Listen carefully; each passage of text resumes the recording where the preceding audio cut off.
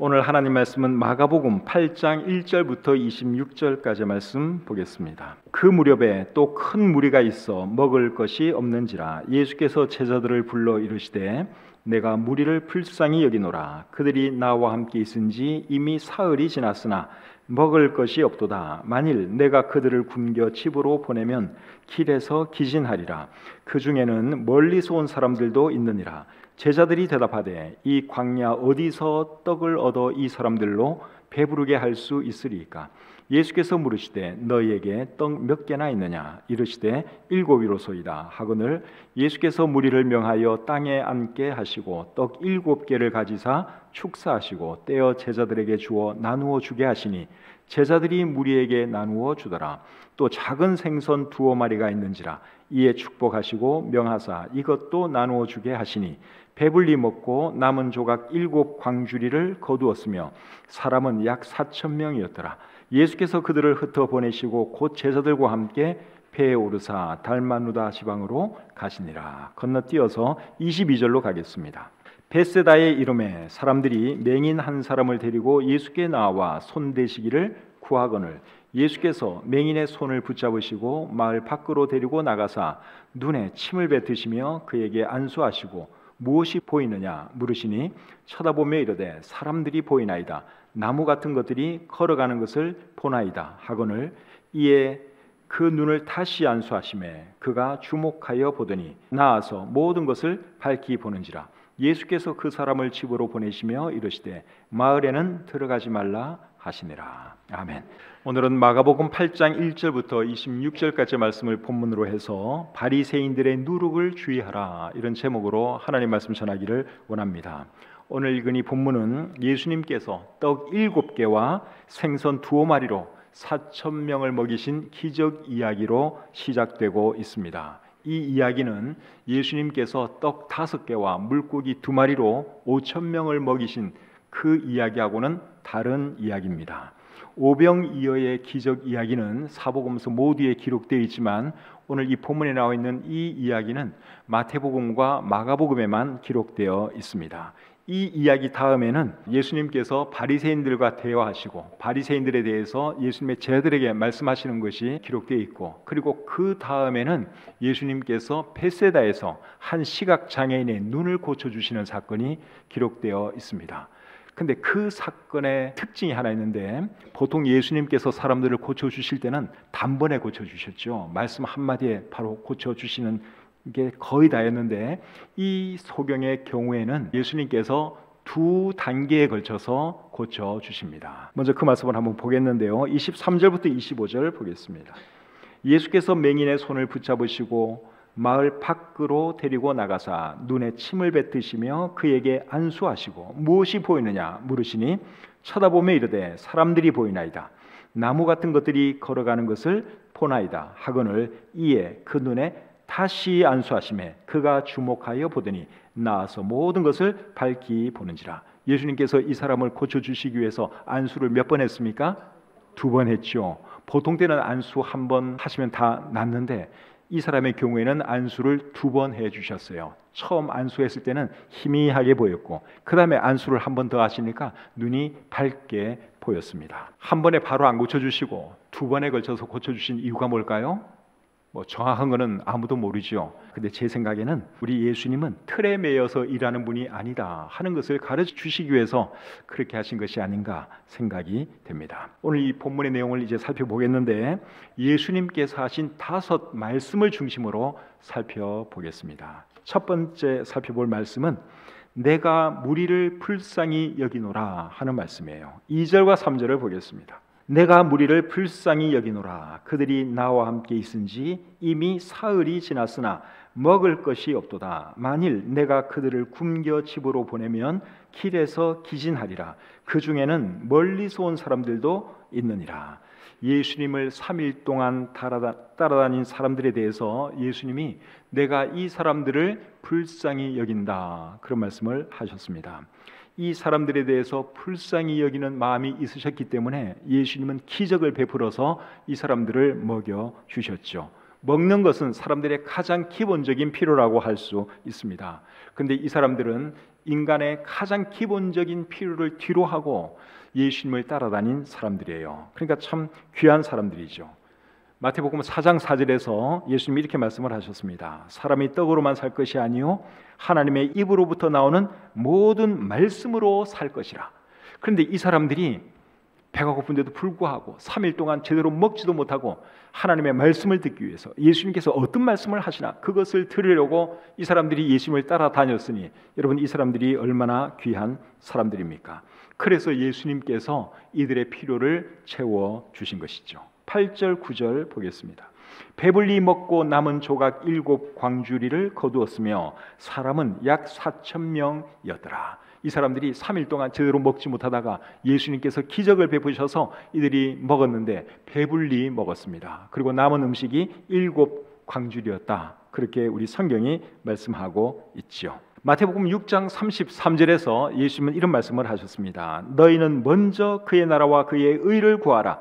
그리하면 이 모든 것을 너희에게 채우시리라.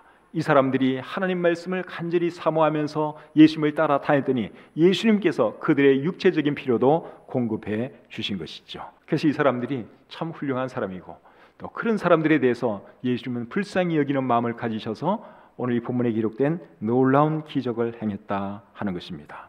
사랑하는 성도님 여러분, 예수님께서 사람들을 불쌍히 여기시고 사람들의 필요를 채워주셨다면 우리도 그런 삶을 살아야 하지 않겠습니까? 우리는 예수님을 다 주님으로 믿고 따르는 사람들인데 예수님은 정말 사람들을 사랑하셨어요. 불쌍히 여기셨어요. 배고픈 사람들을 보면 그냥 지나치지 않으셨습니다. 먹을 것을 주시고 병든 사람들 보면 예수님께서 고쳐주시고 그런 삶을 사셨죠. 그래서 우리도 여러분 예수님의 마음으로 불쌍한 사람들 보면 불쌍히 여길 줄 알아야 하는 것이고 어떤 필요가 있는 사람들을 보면 능력이 없으면 몰라도 능력 있는 범위 내에서 또 최선을 다해서 우리가 도와줄 줄 알아야 하는 것이죠.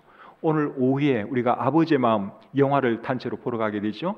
그 영화에 에버렛 스완슨이라고 하는 목사님이 나오십니다. 이분이 이제 한국 컴패션 뿐만 아니라 전 세계 컴패션을 시작하신 분인데 이분은 6.25 때 우리 한국에 설교하러 왔다가 미군들에게 설교하러 왔다가 한국의 고아들을 봤어요. 전쟁 고아들.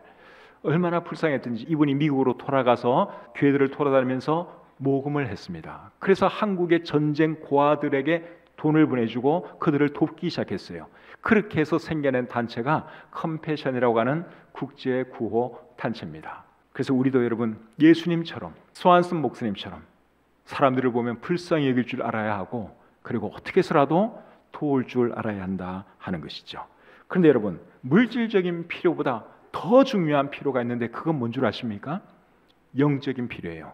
사람에게는 물질적인 필요, 육체적인 필요도 있지만 또 영적인 필요라는 것이 있습니다. 우리 예수님도 사실은 사람들의 영적인 필요를 채워주시기 위해서 오신 분이에요.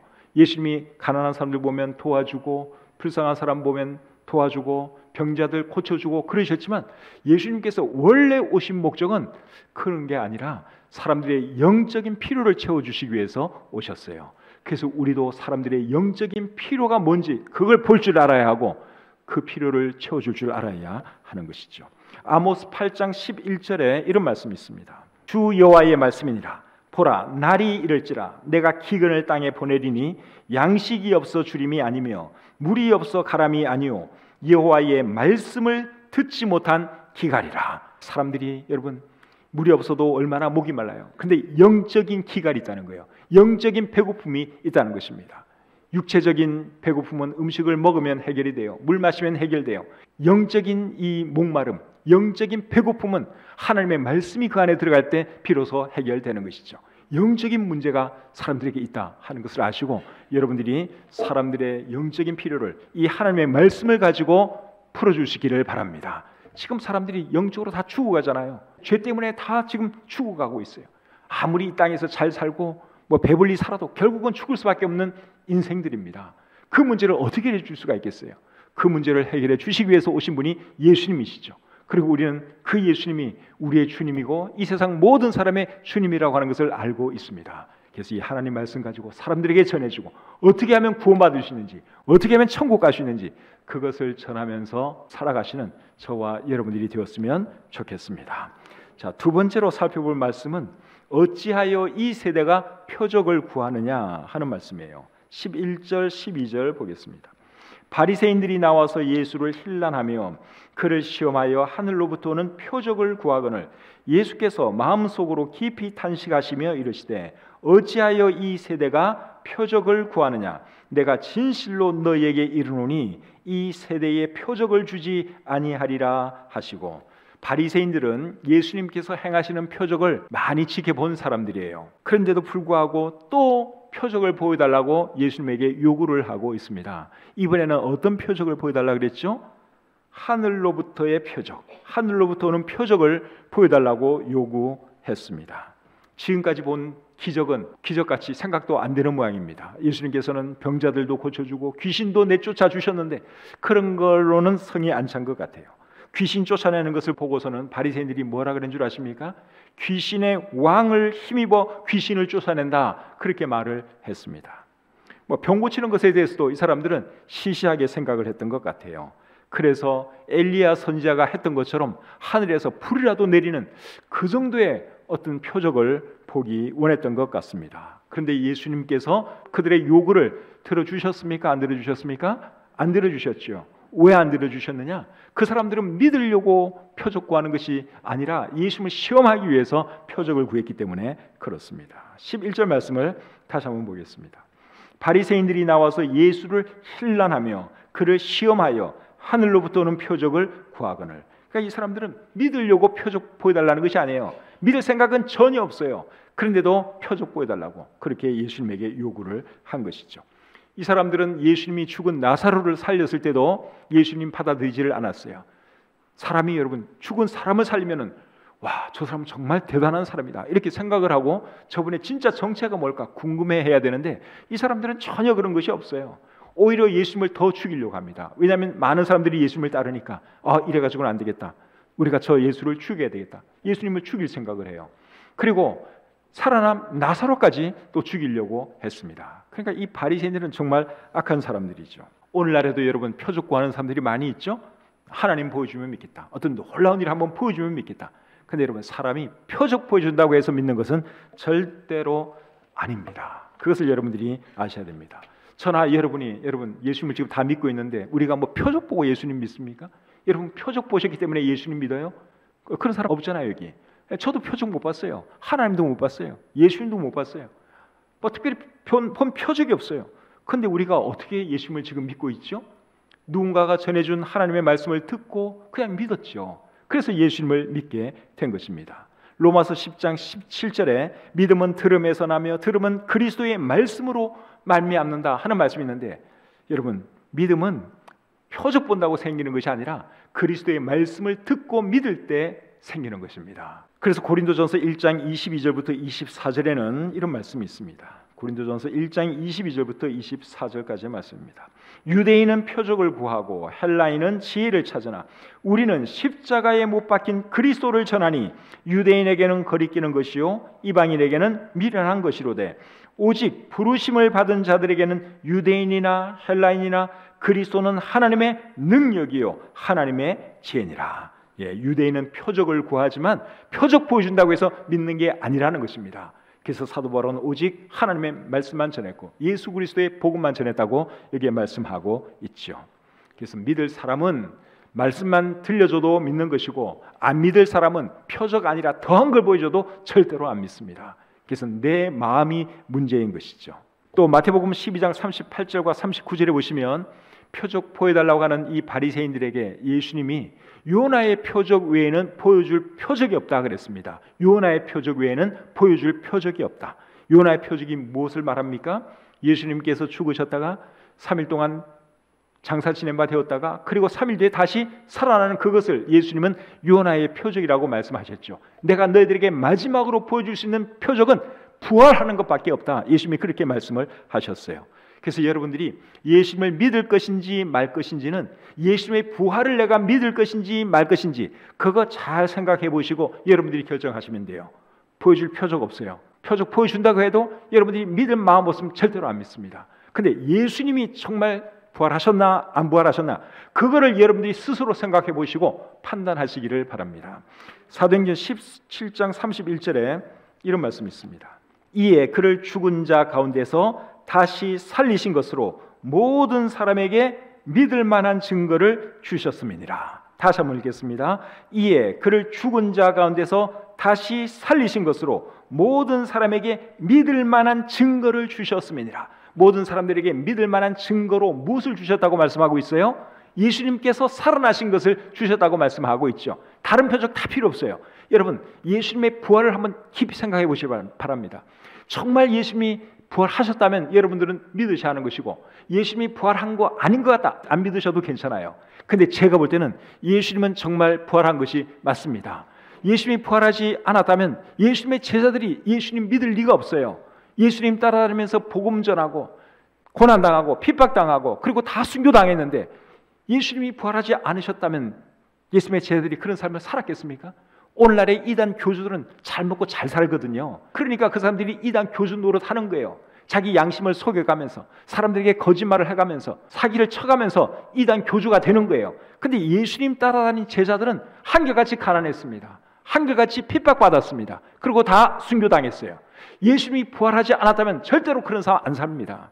예수님이 부활하신 것을 그들이 보았기 때문에 목숨 바쳐가면서 그들이 부활의 복음을 증거한 것이죠. 그래서 여러분, 내가 믿을까 말까, 믿을 것인가 말 것인가, 다른 거 다 필요 없고요. 예수님의 부활, 그 하나만 잘 생각해 보세요. 예수님이 정말 부활하셨다고 생각 들면은 여러분은 믿으실 수밖에 없어요. 믿으셔야 돼요. 근데 나는 아니야, 예수님 부활 안 했어, 안 믿으셔도 괜찮아요. 그리고 그 결과는 이제 여러분들이 하나님 앞에서 나중에 책임지면 되는 겁니다. 세 번째로 살펴볼 말씀은 바리새인들의 누룩과 헤롯의 누룩을 주의하라 하는 말씀입니다. 본문 15절을 보겠습니다. 예수께서 경고하여 이르시되 삼가 바리새인들의 누룩과 헤롯의 누룩을 주의하라. 누구의 누룩을 주의하라고요? 바리새인들의 누룩과 헤롯의 누룩을 주의하라, 그렇게 말씀을 하고 있죠. 성경에서 누룩은 보통 죄나 잘못된 가르침을 의미합니다. 근데 이 말씀에서 누룩은 잘못된 성향을 의미하는 거예요. 잘못된 성향을 의미합니다. 바리새인들과 헤롯의 잘못된 성향이 뭔가 하면 이 사람들은 표적만 추구했지 예수님을 믿지 않는 것이 그들의 나쁜 성향이었습니다. 바리새인들에 대해서는 이미 제가 말씀을 드렸으니까 헤롯 왕에 대해서 좀 보겠습니다. 누가복음 23장 8절입니다. 누가복음 23장 8절. 헤롯이 예수를 보고 매우 기뻐하니 이는 그의 소문을 들었으므로 보고자 한지 오래였고 또한 무엇이나 이적 행하심을 볼까 바랐던 영고로라. 여기 헤롯 왕이 나오는데 이 사람이 예수님을 보더니 굉장히 반가워했죠. 왜 반가워했습니까? 이제 이적 볼 수 있게 생겼다, 표적 볼 수 있게 생겼다, 놀라운 기적을 내가 한번 볼 수 있게 생겼구나, 그러면서 좋아하는 거예요. 근데 이 사람이 예수님 믿을 마음이 있느냐? 전혀 없습니다. 누가복음 13장 31절 32절 보겠습니다. 곧 그때에 어떤 바리새인들이 나와서 이르되 나가서 여기를 떠나소서, 헤롯이 당신을 죽이고자 하나이다. 이르시되 너희는 가서 저 여우에게 이르되 오늘과 내일은 내가 귀신을 쫓아내며 병을 고치다가 제3일에는 완전하여 지리라 하라. 자, 이 헤롯이 예수님을 어떻게 하려고 그랬습니까? 죽이려고 했다고 말씀을 하고 있죠. 이 사람은 예수님에서 별 관심 없어요. 예수님을 미워했어요. 침례요한도 이 사람이 죽였어요. 그런데 표적은 엄청 또 보고 싶어해요. 그래서 여기서 말하는 바리새인의 표적, 헤롯의 표적은 믿을 생각은 없고 표적만 추구하는 그 나쁜 성향, 그것을 오늘 이 본문에서는 누룩으로 표현하고 있는 것입니다. 근데 여러분, 오늘날 바리새인들의 누룩과 헤롯의 누룩이 오늘날 교회 안에도 많이 들어와 있다고 하는 사실이에요. 누룩, 이 누룩이 오늘날 교회 안에 엄청나게 많이 들어와 있습니다. 오늘날 많은 교회가 방언을 하고 병 고치는 것을 추구하죠. 오늘날 많은 교회에서 방언을 해요. 그리고 병 고치는 은사주의 쪽으로 흘러가고 있습니다. 성경에 물론 방언도 나오고 병 고치는 것도 나와요. 그리고 성령의 은사 중에도 포함이 됩니다.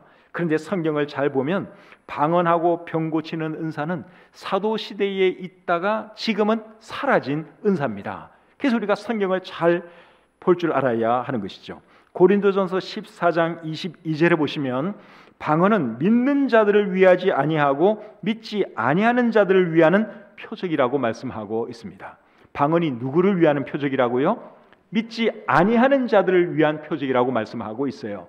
다시 말하면 전도를 위한 표적이다 그 말이에요. 왜 하나님께서 방언의 은사를 주셨느냐?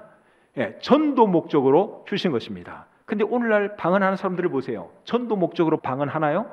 전도 목적으로는 전혀 안 하고 그냥 자기 도취돼가지고 말도 안 되는 이상한 소리를 하면서 막 그러거든요. 막 그냥 합동으로 막 그러잖아요. 방언 기도할 때 보면 그렇게 합니다. 그런 방언은 전혀 성경적인 방언이 아니라는 것이죠. 고린도전서 13장 23절에 보시면 이런 말씀이 있습니다. 고린도전서 14장 23절입니다. 그러므로 온 교회가 함께 모여 다 방언으로 말하면 알지 못하는 자들이나 믿지 아니하는 자들이 들어와서 너희를 미쳤다 하지 아니하겠느냐. 오늘날 교회 상황을 너무너무 잘 묘사를 하고 있죠. 오늘날 다 이렇게 하잖아요. 정말 미친 사람들 같처럼 랄랄랄랄 막 그러잖아요. 그게 방언이라고 해서 하는 거거든요. 근데 여러분 그거는 전혀 성경적인 방언이 아닙니다. 왜 방언을 주셨느냐? 믿지 않는 사람들이 그것을 보고 예수님 믿도록 하기 위해서 방언의 은사를 주신 거예요. 전도 목적으로 주셨다 하는 것을 여러분들이 잘 기억하시기를 바랍니다. 오늘날에는 우리가 복음 전할 것 같으면 뭐 여러 가지 방법으로 우리가 복음을 전할 수 있는데 사도시대 때는 복음을 전하기 위해서는 이 언어가 돼야 되잖아요. 일단은 지금도 마찬가지지만 근데 땅끝까지 복음을 전하려면 이 말이 안 되면 전할 수가 없는 거예요. 그래서 하나님께서 배우지 않은 언어를 말할 수 있는 능력을 주신 거예요. 배우지도 않았지만 말을 할 수 있는, 외국어를 말할 수 있는 능력을 주셨어요. 전도 목적으로. 그게 방언의 은사입니다. 이해가 되시죠? 그러니까 오늘날 교회에서 어느 교회 산다는 그런 방언하고는 성경의 방언은 너무나 거리가 멀다 하는 것이죠. 고린도서 12장 12절에 보시면 표적과 기사와 능력 행하는 것은 사도의 표라고 말씀하고 있습니다.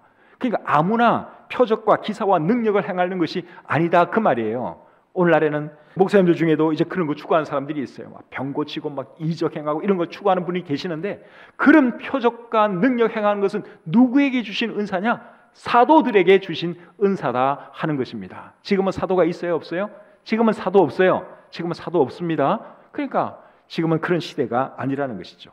또 히브리서 2장 4절에 보시면 표적들과 기사들과 여러 가지 능력에 대해서 말하면서 그 문장이 과거형으로 쓰여져 있어요. 그들과 함께 증언하셨느니라. 하나님께서 표적들과 여러 가지 성령에 주신 것과 함께 하나님께서 함께 증언하셨느니라. 과거 시제로 쓰이고 있죠. 이게 무슨 말인가 하면 히브리서가 기록될 당시만 하더라도 이런 은사들이 다 사라졌다 그 말이에요. 만약에 현재도 계속 진행되고 있다면 지금도 하나님이 증거하고 계시느니라 그렇게 해야 되죠. 근데 이미 과거 일이기 때문에 증언하셨느니라 과거 시제로 쓰고 있다고 하는 것입니다. 그래서 여러분 오늘날은 병 고치고 방언하고 이런 시대가 아니에요. 오늘날에도 많은 교회가 하고 있는데 누룩입니다. 누룩. 지금은 그런 시대가 아닙니다. 오늘날 중요한 것은 뭡니까? 기록된 하나님의 말씀을 가지고 사람들에게 복음 전하는 것. 그게 중요한 것입니다. 이 말씀 전해서 사람들에게 예수님 소개해주고 구원받도록 도와주는 것. 그것을 우리가 해야 할 줄 믿습니다. 마태복음 7장 22절과 23절에서 예수님이 이런 말씀을 하셔요. 그날에 많은 사람이 나더러 이르되 주여 주여 우리가 주의 이름으로 선지자 노릇하며 주의 이름으로 귀신을 쫓아내며 주의 이름으로 많은 권능을 행하지 아니하였나이까 하리니 그때에 내가 그들에게 밝히 말하되 내가 너희를 도무지 알지 못하니 불법을 행하는 자들아 내게서 떠나가라 하리라. 여기 보니까 굉장한 사람들이 나오죠. 예수님의 이름으로 기적을 행하고 귀신을 쫓아내고 능력을 행하는 그런 사람들이 나와요. 그런 사람들에게 예수님이 뭐라고 말씀하고 있는가 하면 나는 너희들 도무지 알지 못하겠다. 불법을 행하는 자들아 내게서 떠나가라. 그래 여러분 능력 행하고 방언하고 병 고치고 이게 중요한 게 아니라는 것입니다. 정말 예수님을 나의 구주로 영접하고 성경 말씀 따라서 제대로 신앙생활하는 그것이 중요한 것이지 이적 기사 방언 이런 게 전혀 중요한 것이 아닙니다. 그런 거는 예수님의 오늘 이 본문에 나오는 표현으로 말하면 누룩입니다. 바리새인의 누룩이고 헤롯의 누룩이에요. 믿음하고는 전혀 관계없이 그것만 보려고 하는 거, 그것만 추구하는 거, 그런 누룩이다 하는 것이죠. 네 번째로 살펴볼 말씀은 아직도 깨닫지 못하느냐 하는 말씀이에요. 17절부터 21절 보겠습니다. 예수께서 하시고 이르시되 너희가 어찌 떡이 없으므로 수군거리느냐 아직도 알지 못하며 깨닫지 못하느냐 너희 마음이 둔하냐 너희가 눈이 있어도 보지 못하며 귀가 있어도 듣지 못하느냐 또 기억하지 못하느냐 내가 떡 5개를 5,000명에게 떼어줄 때에 조각 몇 바구니를 거두었더냐 이르되 12인이다 또 7개를 4,000명에게 떼어 줄 때에 조각 몇 광주리를 거두었더냐? 이르되 7이니이다. 이르시되 아직도 깨닫지 못하느냐? 예수님께서 제자들에게 아직도 깨닫지 못하느냐 하는 말씀을 2번씩이나 하셨지요. 무슨 뜻으로 그 말씀을 하셨을까요? 너희는 어떻게 그렇게 말귀를 못 알아듣느냐? 너희는 어떻게 그렇게 믿음이 없느냐? 그런 뜻으로 예수님이 아직도 깨닫지 못하느냐 그렇게 말씀하신 것입니다. 4절 말씀 보겠습니다. 4절 제자들이 대답하되 이 광야 어디서 떡을 얻어 이 사람들로 배부르게 할 수 있으리까? 얼마 전에 예수님께서 떡 5개와 물고기 2마리로 수많은 사람들을 먹이신 걸 보았으면서도 이 사람들은 또 질문하는 게 뭡니까? 이 광야 어디서 떡을 얻어 이 사람들로 배부르게 할 수 있으리까? 정말 답답하죠. 이런 제자들 보면 누구 보는 것 같아요? 누구 보는 것 같아요? 옆에 이 사람 보는 것 같아요? 저는 저를 보는 것 같아요. 여러분도 여러분 보는 것 같죠? 좋을 때는 우리가 좀 믿음이 있는 것 같은데 조금만 어려움 일이 일어나면 두려워하고 걱정하고 그런 것이 저와 여러분이잖아요. 제자들하고 똑같아요. 어쩌면 그렇게 믿음이 없는지, 어쩌면 그렇게 예수님의 말귀를 못 알아듣는지 제 모습을 보는 것 같고 우리들의 모습을 보는 것 같습니다. 사랑하는 성도 여러분, 우리가 믿는 예수님은 전지전능하신 하나님이라고 하는 사실을 잊지 마시기 바랍니다. 전지전능하신 하나님이 우리를 지금 이 순간에도 지켜보고 계시고 돌보고 있다고 하는 사실을 믿으시기를 바랍니다. 그러니까 염려할 필요 없다 그 말이에요. 우리가 정말 좀 믿음을 가지고 살았으면 좋겠습니다. 마태복음 10장 29절부터 31절 말씀 보겠습니다. 마태복음 10장 29절부터 31절입니다. 참새 2마리가 한 아시리온에 팔리지 않느냐? 그러나 너희 아버지께서 허락하지 아니하시면 그 하나도 땅에 떨어지지 아니하리라. 너희에게는 머리털까지 다 세신바 되었나니 두려워하지 말라. 너희는 많은 참새보다 귀하니라. 아멘. 우리 하나님은 참새도 돌보시는 분이세요. 참새도 하나님의 뜻이 없으면 이 땅에 떨어지지 않는다고 말씀을 하고 있죠. 근데 우리는 참새보다 훨씬 더 귀한 존재예요. 그런데 우리가 왜 자꾸만 염려하고 걱정하는지 여러분 절대로 그러지 마시기를 바랍니다. 마지막으로 살펴볼 말씀은 마을에는 들어가지 말라 하는 말씀이에요. 26절을 보겠습니다. 예수께서 그 사람을 집으로 보내시며 이르시되 마을에는 들어가지 말라 하시니라. 예수님께서 이 시각장애인을 고쳐주신 뒤에 어떤 명령을 했는가 하면 마을에는 들어가지 말라 이 명령을 하셨어요. 이 마을은 어디를 말하는 겁니까? 벳세다를 말하는 거예요. 벳세다 22절을 보면 알 수 있죠. 벳세다에 이르러 사람들이 맹인 한 사람을 데리고 예수께 나와. 벳세다 마을 그곳으로는 들어가지 말라 그렇게 말씀을 하고 있죠. 이 사람의 집은 벳세다가 아닙니다. 이 사람의 집이 벳세다가 아닌 걸 어떻게 아느냐? 26절 말씀을 잘 보면 알 수 있죠. 26절 다시 보세요. 예수께서 그 사람을 어디로 보내시며 집으로 보내시며 이르시되 마을에는 들어가지 말라. 그러니까 이 사람은 벳세다에 사는 사람이 아니에요. 다른 곳에 사는 사람이에요. 이 사람을 고쳐주시고 벳세다는 가지 말고 바로 니네 집으로 가라. 예수님이 그렇게 말씀을 하셨죠. 왜 벳세다 마을로 가지 말라고 말씀을 하셨을까요?